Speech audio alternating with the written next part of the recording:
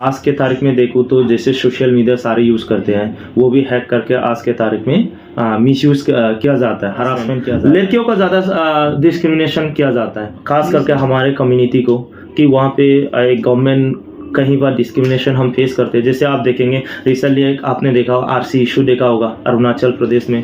इस वक्त हम मौजूद हैं नोएडा में और यहाँ पे एक संस्था है जिसका नाम CWCCN है, उसके अध्यक्ष के घर में अभी हम मौजूद हैं, उनसे हम बात करेंगे।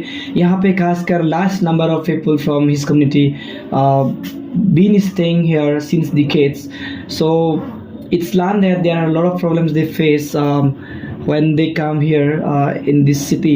So what is the problem they face and इनका जो संस्था है क्या करता है इस प्रॉब्लम को सॉल्व करने के लिए, आइए उनसे हम सीधा बातचीत करते हैं। स्वागत है संतोष जी दैन टाइम्स में आपका। Thank you than times. So मुझे ये बताइए, हमने सुना है कि बहुत सारे प्रॉब्लम खासकर नॉर्थ ईस्टर्न लोगों को यहाँ पे होते हैं। बहुत सारे लोग यहाँ पे खासकर आपकी कम्युनिटी से अगर हम बात करें अरुणाचल प्रदेश से, तो बहुत संख्या में लोग यहाँ पे आते हैं और ख़ासकर वो लोग फैक्ट्रीज में काम करते हैं। तो हम आपसे जानना चाहेंगे कि क्या क्या मेजरली जो समस्या है वो क्या क्या है। प्रॉब्लम तो बहुत सारे हैं यहाँ पे। तो सबसे पहले तो जब हम यहाँ नए नए आते हैं तो जॉब प्रॉब्लम ज़्यादा होता है। उसके साथ में हम सेक्सुअल हरासमेंट जो हमारे बहनें हैं वो प्रॉब्लम झेलना पड़ता है। और एक तो जब हम काम करने जाते हैं ऑफिस में, कई बार सैलरी इशू होता है। और आज के तारीख में देखा जाए तो जैसे युवा यहाँ पे आते हैं, जो यंग जनरेशन लोग आते हैं, तो आज के तारीख में देखूँ तो जैसे सोशल मीडिया सारे यूज़ करते हैं, वो भी हैक करके आज के तारीख में मिसयूज़ किया जाता है, हरासमेंट किया जाता है, एक इशू है।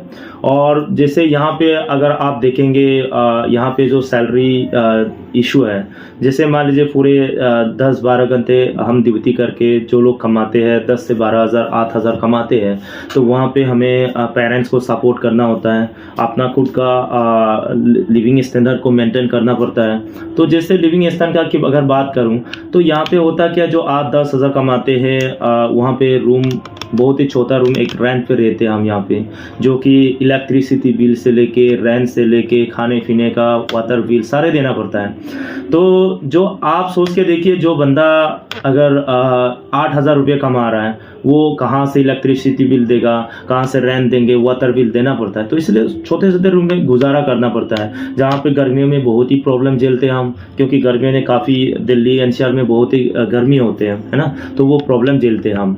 और जैसे अगर देखें तो हेल्थ इशू भी होता है फाइनेंशियली, जो हमारे यहाँ पे अगर आप कहीं बार आप बाई चांस कोई भी बीमारी हो जाता है, अगर हॉस्पिटल में जाओगे तो वहाँ पे बहुत सारे पैसों की ज़रूरत पड़ता है, जो हमारे पास उतना सैलरी है नहीं जो हम हॉस्पिटल में जाके, अच्छे हॉस्पिटल में जाके ट्रीटमेंट लें, है ना। तो इसलिए वो सारे प्रॉब्लम झेलते हैं हम। क्या यहाँ पे आप लोगों के साथ रेशियल डिस्क्रिमिनेशन भी होता है? हाँ, यहाँ पे रेशियल डिस्क्रिमिनेशन बहुत ही ज़्यादा होता है। Being a north eastern peoples we look little bit of difference comparing to यहाँ के जो लोग हैं, तो बहुत सारे रेशियल डिस्क्रिमिनेशन होता है यहाँ पे। लेकिन होता क्या है, हमें बहुत सारी यूनिटी बन के रहना पड़ता है। कई बार आप ऑटो के साथ जाओगे, कई बार थाफा, बहादुर, बहुत तरीके से चिंकी वगैरह वगैरह आते हैं कम्युनिस्ट तरीके से। और जैसे मैंने कहा एक सेक्सुअल हरासमेंट, लड़कियों का ज़्यादा डिस्क्रिमिनेशन किया जाता है। तो ये सिर्फ नोएडा में होता है या दिल्ली वगैरह में? मैं तो ये पूरे दिल्ली NCR में है, देखा जाए तो पूरे दिल्ली NCR में ये प्रॉब्लम झेलते हैं। तो अगर इतना ही समस्या, क्योंकि मैंने भी बात किया था कुछ लोगों से नोएडा में जो रहते हैं, भंगेल बोल के एक जगह है यहाँ पे, वहाँ पे मैं एक रिपोर्ट किया था। तो वहाँ पे भी एक बंदा बोल रहा है कि सर हम लोग को यहाँ पे बहुत सैलरी कम मिलती है, और उनका जो रूम था 4x6 था, तो उसके बावजूद भी लोग यहाँ पे मास माइग्रेशन हो रहा है। कल मैंने इसके लिए रुबिन हिपू से भी बात किया था, तो उन्होंने भी ये कहा कि यहाँ पे नॉर्थ ईस्ट के जो लोग हैं काफ़ी ज़्यादा मास माइग्रेशन हो रहे हैं। लेकिन वही कह रहा हूँ कि आप लोग अगर इतना समस्या है तो यहाँ पे आने की क्या ज़रूरत है आप लोगों को? देखिए, अरुणाचल प्रदेश जैसे जिस जगह से मैं बिलोंग करता हूँ, तो वहाँ पे क्या है, कोई इंफ्रास्ट्रक्चर इंडस्ट्रियल तो है नहीं, जो हम वहाँ पे काम कर पाए। दूसरा कि हमें कोई वहाँ पे कॉन्ट्रैक्चुअल जॉब तो मिलता नहीं है। क्यों? क्योंकि खास करके हमारे कम्युनिटी को कि वहाँ पे एक गवर्नमेंट कहीं बार डिस्क्रिमिनेशन हम फेस करते हैं। जैसे आप देखेंगे रिसेंटली आपने देखा आरसी इशू देखा होगा अरुणाचल प्रदेश में, बहुत ही न्यूज़ में आया था, बहुत सारे लोगों ने न्यूज़ में देखा। तो हम इतना तक कि वहाँ पे एक जनरल कैटेगरी से भी हम जॉब कर नहीं सकते, गवर्नमेंट जॉब को ढूंढ नहीं सकते हैं, हम जॉब के लिए एग्ज़ाम दे नहीं सकते हैं, और इंफ्रास्ट्रक्चर तो है नहीं वहाँ पे, है ना, इनकम करने का कोई सोर्सेस है नहीं। ऑब्वियसली हमें ऐसा जगह में जहाँ जाना पड़ता है जहाँ में थोड़ा इनकम हो, है ना। तो वही है जो मैं वही कहना चाहूँगा कि जो वहाँ का इंफ्रास्ट्रक्चर प्रॉब्लम है, जॉब अपॉर्चुनिटीज़ है नहीं, थोड़ा डिस्क्रिमिनेशन है हमारे कम्युनिटी का। तो इसलिए लोग आज के तारीख में 12 पास करके 10 पास करके बहुत सारे लोग यंग जनरेशन आते हैं इस तरह के मेट्रोपॉलिटन सिटी में। तो इस तरीके से प्रॉब्लम हम फेसेस करना पड़ता है। तो आप लोग गवर्नमेंट जॉब में अप्लाई नहीं कर सकते, राइट? बिल्कुल, क्योंकि जैसे देखिए अरुणाचल प्रदेश में हमारे जो कम्युनिटी है, स्टेट गवर्नमेंट आज तक हमें कोई जॉब अपॉर्चुनिटीज़ कोई दिया नहीं। जो एक सिंपल सा जनरल कैटेगरी में जो हम जॉब अप्लाई करते हैं सेंट्रल जॉब में, तो वो जो आरसी हमें मिलता है रेसिडेंस सर्टिफिकेट, वो तक नहीं है हमारे पास। तो हम कैसे जॉब अप्लाई करेंगे? एट द एंड जब हम दिल्ली में आते हैं, कहीं शहरों में चले जाते हैं, तो यहाँ पे आके हमारे पास आधार कार्ड रहता है, पैन कार्ड, बहुत सारे डॉक्यूमेंट रहता है ना। तो यहाँ पे आके Indian citizen, we are Indian citizen. लेकिन जब हम अरुणाचल प्रदेश जाते हैं, they treat like us we are foreigner, we are like refugee, they treat us. So वहाँ पे जॉब का अपॉर्चुनिटी नहीं है, तो इसलिए बाय फोर्स हमें यहाँ आना पड़ता है। इससे कितना बड़ा इम्पैक्ट हो रहा है सोसाइटी में? क्योंकि मास माइग्रेशन होना एक इम्पैक्ट होता है। अगर आप पूरे ग्लोबली देखें तो मास माइग्रेशन एक बहुत बड़ा इम्पैक्ट है। तो कितना इम्पैक्ट हो रहा है आपके सोसाइटी में? देखिए इनफैक्ट की बात करूं तो जैसे देखिए इनफैक्ट सबसे ज़्यादा हमारे कम्युनिटी में ये होता है, जैसे जब हम स्कूल में पढ़ाई करते हैं, जो मैं जहाँ से बिलोंग करता हूँ चांगलांग डिस्ट्रिक्ट से, वहाँ पे देखें तो एक स्कूल में कम से कम हज़ारों बच्चे लोग पढ़ते हैं, हज़ारों स्टूडेंट रहते हैं, करीब करीब वहाँ पे 3 से 4 गवर्नमेंट टीचर रहते हैं।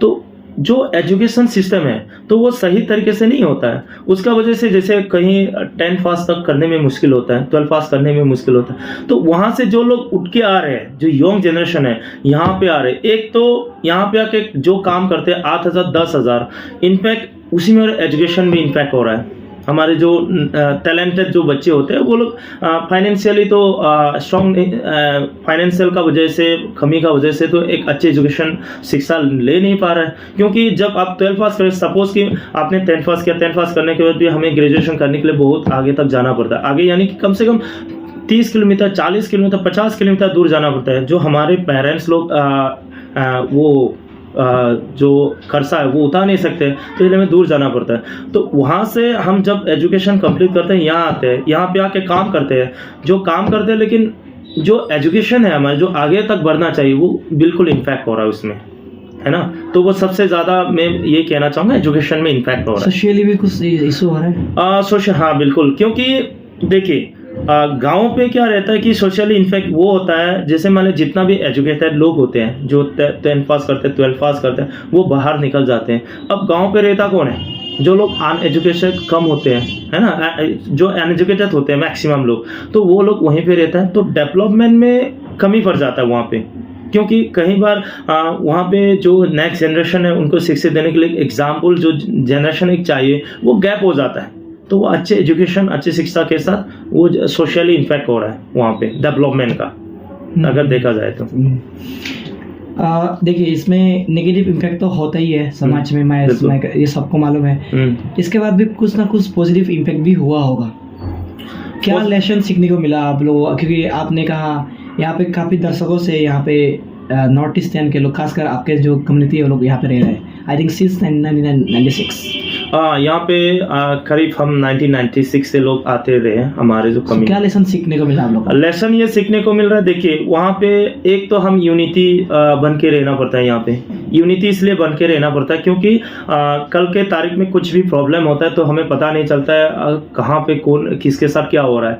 तो यहाँ पे जो मेट्रोपॉलिटन सिटी में कौन सा लोकेशन पे आप रह रहे हो, कौन सा सेक्टर में रह रहे हो, कौन सा कंपनी में आप जॉब कर रहे हो, है ना, कौन सा ऑफिस में काम कर रहे हो। तो इस तरह से कहीं पर घटना जब घट जाते हैं किसी को पता नहीं चलता है। इसलिए सबसे पहले एडवांटेज जो है वो यूनिटी बन के रहना पड़ता है। जैसे आज सोशल, आज के तारीख में मीडिया जमाना है ना, सोशल मीडिया, तो हम क्या करते हैं, एक व्हाट्सएप ग्रुप बना के रहते हैं। तो एक तो उसी में यूनिटी बन के हम व्हाट्सएप ग्रुप में पूरी तरीके से तैयार रहते हैं कि कहाँ हेल्प करना से।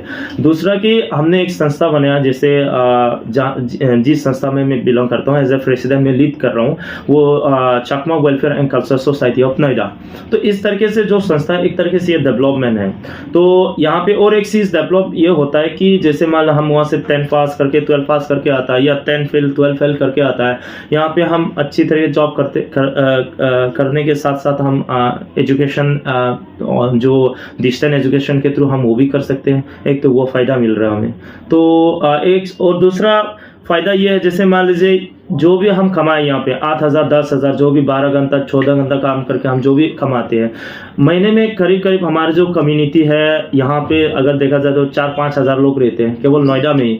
यहाँ से कम 20-30 लाख रुपए हमेशा हर महीने हमारे पेरेंट्स को हम बेचते हैं। तो जो बेचते हैं, जो इनकम इकोनॉमिक्स डेवलप हो रहा है, तो हमारे गांव पे ही हो रहा है। वो कहाँ पे है? अरुणाचल प्रदेश में हो रहा है। तो अरुणाचल प्रदेश में हर महीने जितना भी इकोनॉमिकली हम यहाँ से ग्रोथ कर रहे हैं, एक तरीके से वो भी डेवलपमेंट हो रहा है ना। तो वो सबसे ज़्यादा वो करता हूँ।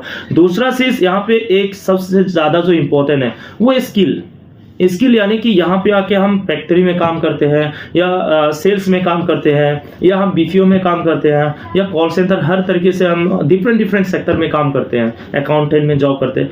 तो एक तरीके से हमारे जो कम्युनिटी, जो लोग इस तरीके से काम कर रहे हैं, सबका स्किल बढ़ रहा है, यानी है ना। तो थोड़ा डेवलपमेंट धीरे धीरे खुद के ऊपर हो रहा है। तो मैं ये कहना चाहूँगा कि जितना भी लोग काम कर रहे हैं यहाँ पे, उन लोगों का यही एक डेवलपमेंट है सबका। यहाँ पे लोग खुश है या नहीं है जो वहाँ से गांव से आके यहाँ पे रह के? मुझे तो नहीं लगता कि अपना गांव छोड़ के यहाँ पे आते हैं और लोग इतना मुश्किलें झेलना पड़ता है और पेरेंट्स को सपोर्ट करना पड़ता है। इतना मुश्किल 14 घंटा 12 घंटा काम करके दिन रात मेहनत करना पड़ता है। मुझे तो नहीं लगता कि यहाँ पे लोग खुश है। मजबूरन यहाँ पे रहना पड़ता है, क्योंकि वहाँ पे तो कोई ऑप्शन है, मैंने जैसे बताया वहाँ पे तो कोई ऑप्शन नहीं। यहाँ पे जाएंगे तो हम किस तरीके से कमाएंगे? कोई कमाने का जरिया है नहीं वहाँ पे, इंफ्रास्ट्रक्चर है नहीं वहाँ पे, इंडस्ट्रीज है नहीं वहाँ पे जो हम काम कर सके और हमारे स्किल को डेवलप कर सके, है ना जी। तो इसलिए मैं मानता नहीं हूँ कि यहाँ पे लोग खुश है।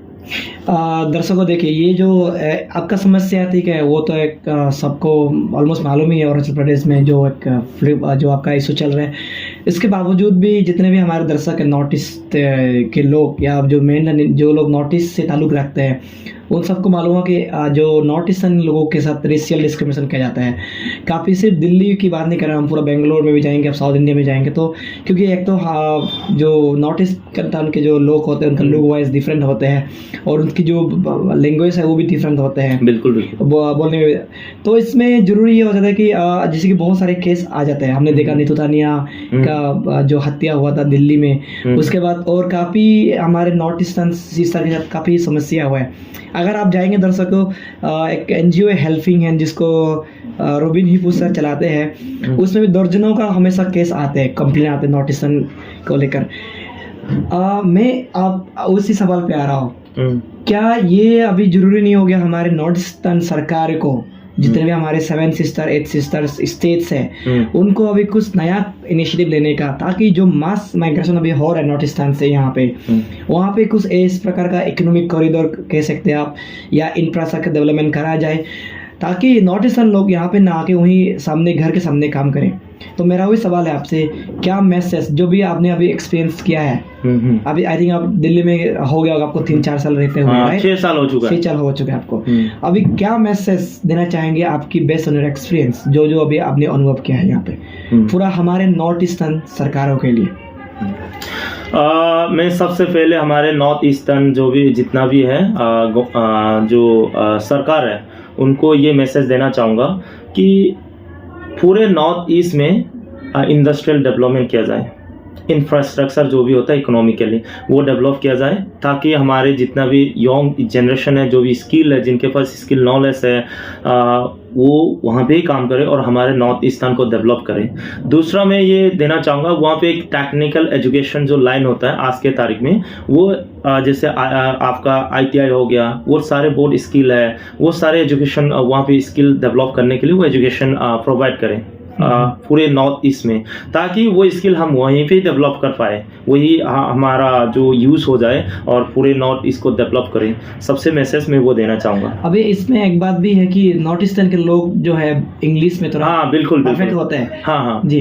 तो उसमें यह है कि मैंने जितना भी, जैसे मैं भी BPO में काम कर रहा हूँ, इंटरनेशनल BPO में, तो मैंने जितना भी देखा, मैं जिस कंपनी में जहाँ पे मैं काम कर रहा हूँ, करीब करीब हम 1500 नॉर्थ ईस्टर्न से बिलोंग करते हैं। मणिपुर से है, आसाम से है, नागालैंड से है, आपका अरुणाचल प्रदेश से है।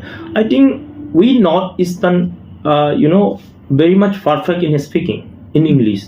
तो जितना भी आप देखेंगे कॉल सेंटर है, BPO है, जितना भी इंटरनेशनली हमें डील करना पड़ता है, we are perfect who belong from north east.